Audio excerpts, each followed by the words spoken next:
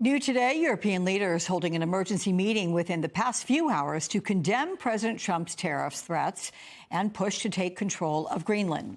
In a statement, the 8 NATO allies said Trump's threats to impose sweeping tariffs on them, quote, undermine transatlantic relations and risk a dangerous downward spiral. Back home, Trump's threats to invade Greenland are sparking outrage today from members of both parties. The president is lying to the American people when he says this is about security. This is not about security, John. This is about a land grab. Donald Trump wants to get his hands on the minerals and other resources of Greenland. For him to militarily invade would turn Article 5 of NATO on its very head and, in essence, put us at war with NATO itself. It would end up abolishing NATO as we know it, an organization that has lasted for over 4 to 5 decades and protected us from world wars. And joining me now from Davos, Switzerland, is our friend, Pennsylvania Congresswoman Madeleine Dean. She's a member of the Appropriations and Foreign Affairs Committees. Welcome. I see you've had safe travels into Denmark. You were there over this weekend. Now they're in Switzerland ahead of the World Economic Forum. But President Trump has not ruled out the use of force against Greenland. Denmark's foreign minister also said a U.S. attack would be the end of NATO. What is the worst-case scenario here, and has the president's threatening rhetoric already damaged U.S. credibility inside NATO in a way that may be irreversible, at least until he leaves office?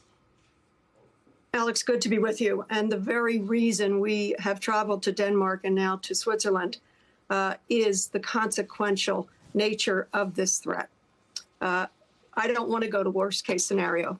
Our purpose here, and know that it was a 10-member members of Congress, Senate and House, Republicans and Democrats. Importantly, Republicans were with us to speak up, to say, we are your ally in Copenhagen. We met with the foreign minister. We met with the prime ministers of both Greenland and of Denmark. And we met with business leaders. We met with members of parliament, Greenland and Denmark. And I have to tell you, the overwhelming sentiment in Denmark and in Greenland is what is going on? What has happened? We are one of your greatest allies and friends. We fought alongside you. We fought alongside you following 9/11, the triggering of Article 5.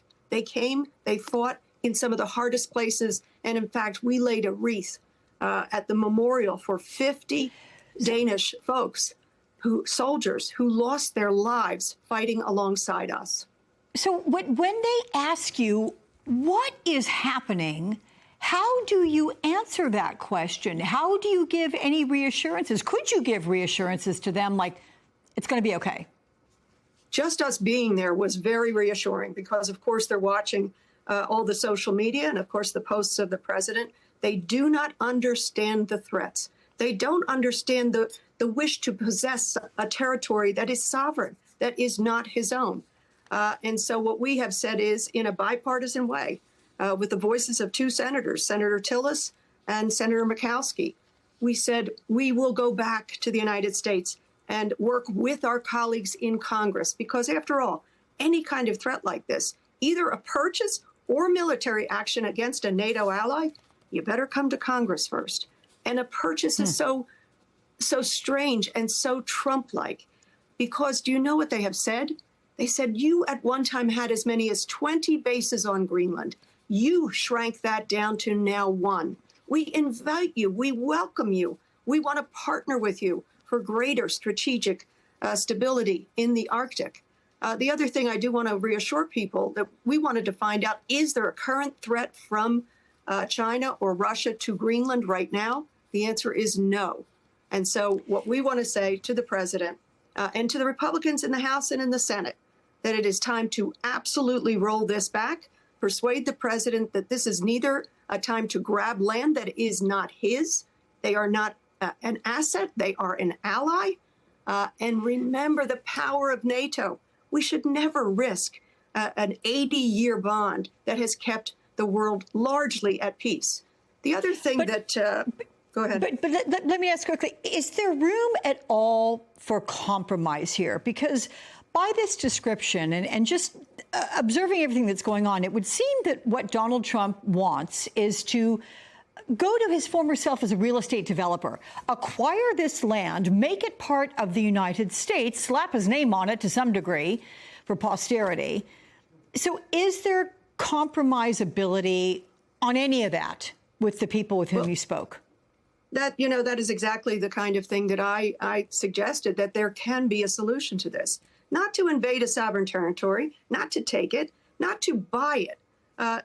It's an absurdity what it would cost to buy. But they are a unique sovereign people. I will tell you, they are hurt. They talk about the fact that their children in Greenland go to bed at night scared, fearful of the Americans. We must roll that back. Is there an answer to this? Absolutely. Let's get more involved. Let's support our NATO ally in the ways that would be meaningful to them and the strategic importance of that area. That is the path forward. They are very open to it, and I hope we will do that. In the meantime, we've got to get back to Congress and remind the president, whether it is tariffs or any kind of military action, it's important that Congress is invited in and is a part of that important conversation. I want to leave you with a quote from the president. He was talking about Iran, President Trump. He said to Iran's leader, in order to keep the country functioning, the leadership should focus on running his country, like I do in the U.S. Leadership is about respect, not fear and death. I asked the president to apply that exact same sentence to himself. Run this country well. Let's stop the fighting on the streets, the militarizing of our cities. Let's get the cost of goods down. Let's partner with our allies for a stronger economy. Those are the paths forward.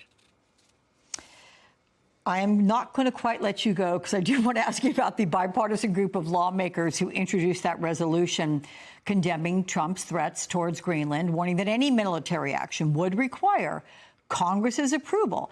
You have Congressman Don Bacon, who said the House could impeach Trump if the U.S. invades. Are enough Republicans willing to sign on and assert their constitutional war powers to block Trump, or do you expect them to fall in line like they did with Venezuela? I don't know. I do think this one is very different. I think Venezuela was a tipping point, but I think this one is even greater. I saw you showed my friend and colleague, McCall, Representative McCall, there on the morning programs. He and I have been talking about these very sets of issues. I don't have a whip count for you on Republicans, but I do know, and Senator Tillis has said, and Murkowski as well, that many Republicans will stand up and say, no, you can't do that. Okay. Well, considering it's approaching 9:30 p.m. there in Switzerland, now I will let you go. But I thank you very much, Nice to see you. Representative Madeleine Dean. Always good to see you. Thank you.